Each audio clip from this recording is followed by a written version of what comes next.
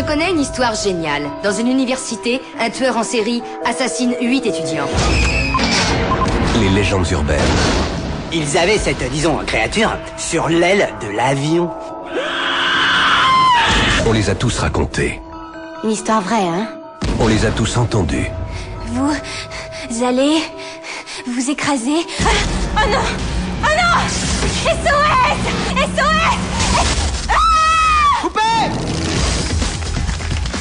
Mais des étudiants vont oser Urban Legend 2, coup de grâce, scène 6. les filmer. Une fille mange un sandwich dans lequel un cafard s'apprête à pondre et tous les œufs éclosent à l'intérieur de son nez. Maintenant, Tradition, pendant la semaine des examens, sur le coup de minuit, tout le monde pousse des hurlements. quelqu'un va transformer ces légendes Mais au même instant, une étudiante est sauvagement agressée. en vrai cauchemar. Paranoïa. On accuse un innocent. Et la frontière entre l'imagination et la réalité se brouille. Je vous ai eu.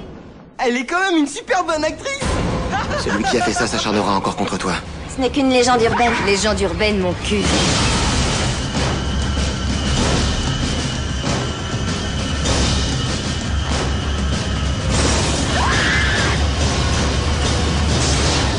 Urban Legend 2, coup de grâce. On vous a jamais raconté l'histoire de l'homme qui prend l'autostoppeur mort?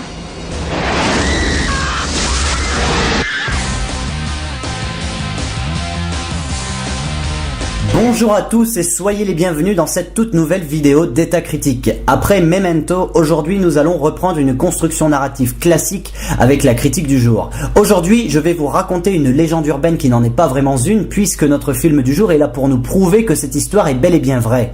Il était une fois, dans le joli monde horrifique du slasher, un film qui en son temps avait connu un succès relatif malgré le fait qu'il ne réinventait absolument rien du tout, quitte à copier avec plus ou moins d'originalité les codes du genre auquel il était affilié.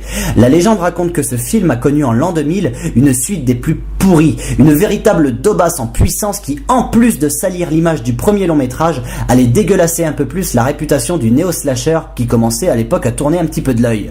Aujourd'hui, les amis, je vais revenir sur cette légende qui gagne à ne pas être connue du tout.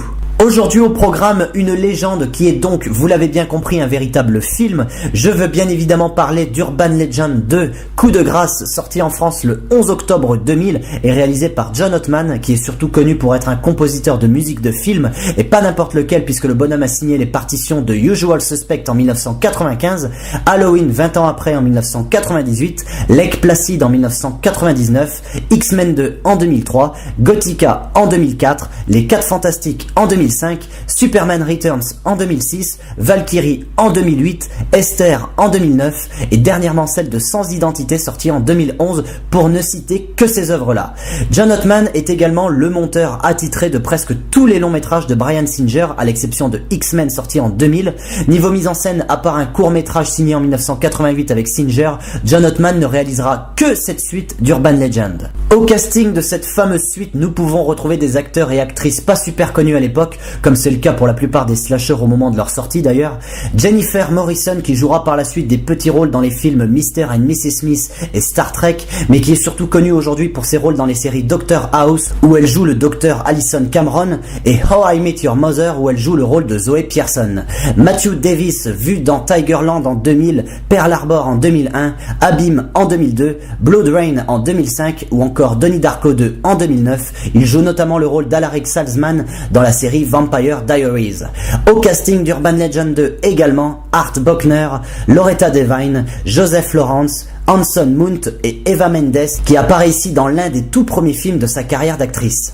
Sans transition, de quoi parle cette suite d'Urban Legend? L'action prend place dans une école de cinéma où des étudiants se battent pour un prix devant leur permettre ensuite de signer un film à Hollywood. Le grand favori de cette compétition est retrouvé mort après avoir obtenu une mauvaise note. Tout de suite, on pense au suicide. Sauf qu'après, toutes les personnes ayant bossé sur son projet meurent les unes après les autres par un tueur en série expert en légendes urbaines. Le frère du premier mort décide de mener son enquête en compagnie d'une étudiante qui figure sur la liste des prochaines victimes. Vous savez à quoi je pense en parlant de ce film? On est bien dans une construction classique de slasher à première vue, mais direct, je peux pas m'empêcher de penser qu'on a affaire à une histoire qui tire encore un peu plus sur la corde. Si vous connaissez les slashers, vous savez qu'on est passé partout, et que pour faire une œuvre qui transcende le genre et qui marque les consciences, il faut frapper fort avec une histoire qu'on n'aurait jamais imaginée. Et bien là, en vous racontant l'histoire, la première impression que j'ai, c'est qu'on n'aura rien de transcendant.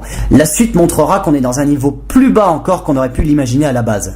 Urban Legend 2 Coup de grâce est donc la suite directe du film Urban Legend sorti en 1999. Je ne vais pas revenir en détail sur ce film, je lui ai déjà consacré une vidéo. Ceux qui ne l'ont pas encore vu, je les invite à aller jeter un œil. Malgré son gros manque d'originalité et le prétexte pas stupide mais pas non plus hyper intéressant des légendes urbaines pour faire un slasher, Urban Legend va connaître un beau petit succès. C'est normal, le genre du slasher post-Scream est encore en forme, le film surfe parfaitement sur la tendance, le public adhère sans se poser de questions. Quoi de plus logique donc de lancer une suite? Celle-ci ne tardera pas à débouler sur les écrans, 1 an et demi à peine sépare la sortie des deux films. Le succès ne sera cependant pas le même. Les critiques vont s'acharner à juste titre sur cette suite qui est franchement complètement foirée. Le public, lui, ne cherchera pas à comprendre et décidera de garder la monnaie que lui aurait coûté une place de cinéma pour s'acheter autre chose comme des cacahuètes par exemple.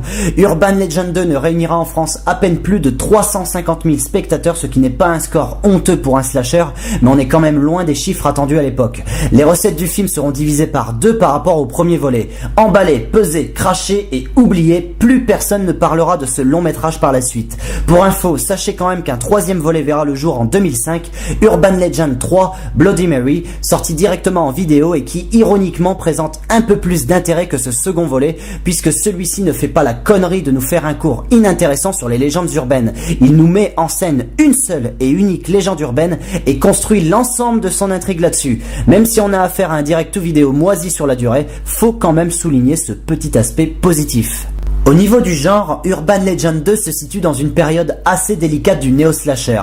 Les chiffres de Scream 3 sorti en 2000 n'ont pas été aussi bons que prévu, les œuvres s'avèrent être de plus en plus répétitives, certains films d'horreur comme Destination Finale choisissent de reprendre quelques idées du néo-slasher sans pour autant s'affilier au genre, l'idée étant de créer une originalité qui fera perdurer une histoire sur la durée, et le public est plus friand de cela dans un premier temps. Ce qui provoquera la mort du néo-slasher, c'est surtout la volonté du public de voir des films qui s'inscrivent dans une réalité beaucoup plus sombre et beaucoup plus violente. C'est là qu'on aura l'émergence des Saw et des Hostel par la suite. Mais là, en 2000, le public se lasse. Le néo-slasher montre ses vraies limites, trop soft, trop répétitif, et je dirais qu'Urban Legend 2 est l'incarnation des problèmes du néo-slasher, que ce soit niveau scénario, mise en scène, etc., etc. Et c'est donc très logiquement que cette suite peut être considérée comme l'une des œuvres qui poussera le genre à s'éteindre. Urban Legend 2, la première fois que je l'ai vu, autant vous le dire cash, sans prendre de pincettes, je me suis fait chier. Mais alors chier comme un rat crevé. Si vous n'avez pas vu le film, mais que vous observez quand même cette vidéo, vous avez pu voir la bande-annonce. Quand vous l'observez, vous vous dites, tiens, ça a l'air pas trop mal, pas mal de séquences d'action, d'horreur, etc. Ouais, au mieux c'est un très bon slasher, au pire on passe un bon moment quand même. Eh bien, détrompez-vous direct. Urban Legend 2 est doté d'un scénario aussi indigeste qu'une bouse de vache qu'on aurait camouflé pour laisser penser à un gâteau au chocolat. Les dialogues sont d'une platitude à faire pâlir la poitrine de Keira Knightley. Un slasher, en temps normal, c'est censé te tenir en haleine, t'effrayer au bon moment. Je ne vais pas vous faire un cours. Un slasher, c'est censé te foutre les boules avec une histoire correcte. Point. Eh bien ici, 0. Mais alors 0 pointé. Je vais passer vite fait sur cette histoire de meurtre réalisée en fonction de certaines légendes urbaines. C'est tellement con que ça ne vaut pas un bon coup de cidre. Le gros problème d'Urban Legend 2, c'est de n'être à aucun moment original. C'est de à aucun moment ne jamais chercher à vouloir se hisser un peu plus haut que les autres. Urban Legend 2, c'est l'incarnation du slasher avec tous ses codes vus et revus jusqu'à épuisement. On a donc un serial killer qui porte ici un masque d'escrime, quitte à prendre un masque, autant en prendre un qui n'a pas encore servi. On a des jeunes passionnés de cinéma qui ont été nourris à coups de Vendredi 13, Halloween, Freddy, etc. On a une vague pirouette de films dans le film où les jeunes réalisent eux-mêmes un slasher, sauf que le film dans le film, ça a déjà été traité dans Freddy sort de la nuit et Scream 3, autant dire que niveau originalité, on repassera. Et on a tout le cheminement scénaristique propre au slasher, les jeunes qui se font buter les uns après les autres, la vierge qui survit, des doutes sur certains personnages, les meurtres qui se succèdent, le présumé coupable qui s'avère être finalement un héros, et la révélation finale qui dévoile l'identité du tueur, qui est évidemment une personne qu'on soupçonnait pas. Voilà, terminé. Arrivé à ce stade, après Scream, après Souviens-toi l'été dernier, même après Destination Finale qui n'est pas un slasher, c'est évident qu'on attend autre chose de ce genre de film. Quelque chose de plus consistant, d'un peu plus passionnant. Même quand on le regarde aujourd'hui avec le recul, on se dit non, autant mater un bon gros slasher bien bourrin qui certes peut être amené à respecter certains codes, mais qui au moins possédera des éléments assez jouissifs, comme les meurtres par exemple. Quand tu regardes Urban Legend 2, les meurtres sont aussi impressionnants qu'une mamie traversant à 2 à l'heure un passage piéton. Après Scream et consorts, le néo-slasher était arrivé à un point où il fallait la faire valdinguer la mamie, quitte à en mettre plein le pare-brise. Urban Legend 2 n'est pas intéressant à regarder, c'est un film long, fastidieux, pour moi c'est une énorme daubasse absolument pas jouissive. C'est un film qui possède trop peu de bonnes idées pour attirer l'attention. Bref, en gros, préférez largement les Scream, les Souviens-toi l'été dernier si vous voulez vous remater un bon gros néo-slasher. À la limite, préférez également Urban Legend premier du nom, parce que même s'il n'a rien d'original et que lui-même déjà reprenait les codes du slasher sans en y apporter la moindre singularité, il avait le mérite de se laisser regarder pour la crédibilité du mobile du tueur et le côté pas trop mauvais de la filiation avec les légendes urbaines. Quand tu sais ce qu'il existe comme sacré bon film en matière de slasher, il faudrait être un gland total pour investir le moindre centime dans Urban Legend 2, mais alors un gland doublé d'un grand connard posséder une DVD tech avec une merde pareille, quand tu sais qu'il existe des slashers largement meilleurs, franchement faudrait vraiment ne rien avoir à faire de sa vie, être une sous-merde infernale, un abruti fini à la piste de cheval. Mais attendez, c'est quoi ces photos là? Oh, non, mais allez vite là, dégagez-moi ça, vite, non, je nie tout, dégage, vous n'avez rien vu. Sérieusement, si je trouve l'enfoiré qui a fait ça, je l'installe devant Urban Legend 2, réglage muet, sous-titré braille, on verra qui passera pour un con quand faudra passer ses doigts sur l'écran de la télé pour comprendre le film. Trêve de plaisanterie. Un petit mot sur la mise en scène et les comédiens, rien de particulier. John Ottman fait ce qu'il peut, mais ça se voit que niveau réalisation, il rame et tâtonne sans se mouiller. Sans mentir, il donne l'air d'être complètement à la rue, n'arrivant à aucun moment créer une atmosphère propice à la terreur. Il recycle des effets de mise en scène vus dans d'autres slashers.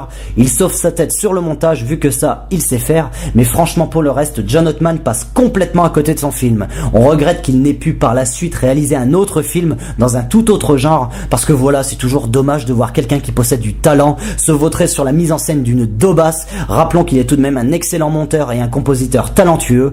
Au niveau des acteurs, pas de commentaires, c'est tellement mauvais que j'ai des nausées rien que d'y penser. En conclusion, Urban Legend 2 Coup de grâce porte plutôt bien son nom, puisque quelque part il portera d'une certaine façon le coup de grâce sur la chute progressive du néo-slasher. C'est un film que je ne vous recommande bien évidemment pas du tout. Encore une fois, préférez les Scream et les autres slashers de la même époque. Même si certains n'ont pas spécialement d'originalité, ils ont le mérite de ne pas nous ennuyer, chose que notre film du jour ne possède pas. De fait, zappez ce long métrage, ou alors regardez-le si vous êtes dans une optique réfléchie et assumée de parfaitement vous faire chier devant un mauvais film. Au choix. Ma foi, ça faisait longtemps que je n'avais pas éclaté un long métrage comme ça. Je ressens presque un plaisir sadique à faire ça, moi. Faudrait peut-être que je me calme un petit peu. Bon allez, les amis, je vous donne rendez-vous pour une prochaine vidéo qui sera très spéciale puisqu'il s'agit d'un retour sur la mythologie Hellraiser comme annoncé dans la 100e. Je vous dis bye bye, allez au cinéma et à la prochaine.